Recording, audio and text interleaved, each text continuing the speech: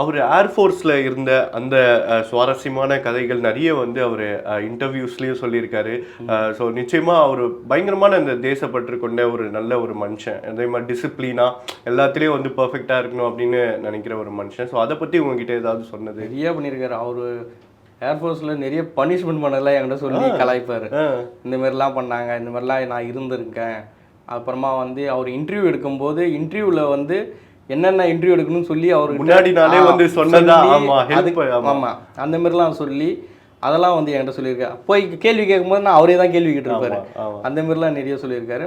அப்புறமா வந்து இந்த ஏர்ஃபோர்ஸ் நடந்ததில்ல நம்ம சென்னையில். ஆமாம், அப்போ ஏர்ஃபோர்ஸ் நடக்கிறப்போ நாங்கள் வந்து வெளியே போயிட்டு வந்துட்டு இருக்கும்போது ஜட்டு வந்து போயிட்டு வந்துட்டு இருக்கோம்.